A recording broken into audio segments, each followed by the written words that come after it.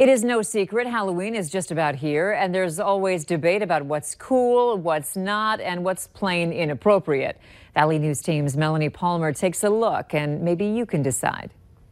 Anyone who's been in a store can see that the Halloween season is here. So you might be starting to hunt for that perfect costume. My boyfriend and I are doing a couple's costume of Cosmo and Wanda from the Fairly Odd Parents. Me and my group of friends are going as the Addams Family, so I will be Uncle Fester. And what's offensive to some people might not be for others. For Justin Goldaddy, it's a quandary. I've kind of come to the terms of I don't really know what's offensive, but when I see it, I'll know. There's already been an uproar over some Halloween costumes. For example, online retailer Yandy has a costume called War Chief Hottie, and they were recently in hot water for having this costume, inspired from the show Handmaid's Tale. Critics said the show is about women empowerment and claimed this costume was degrading. Yes, and I have original stuff from the 40s, 50s, 60s, 70s, and 80s. But Shirley Manning never had to worry about any of that.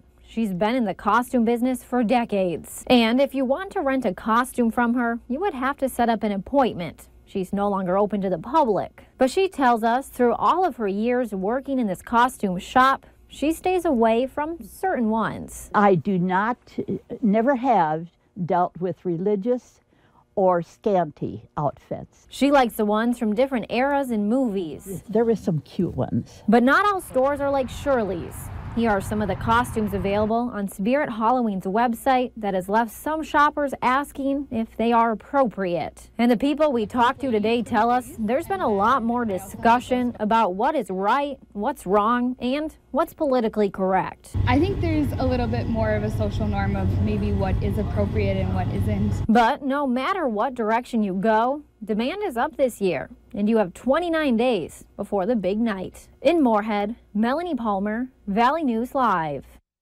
And for your planning purposes, Halloween falls on a Wednesday this year. The Minnesota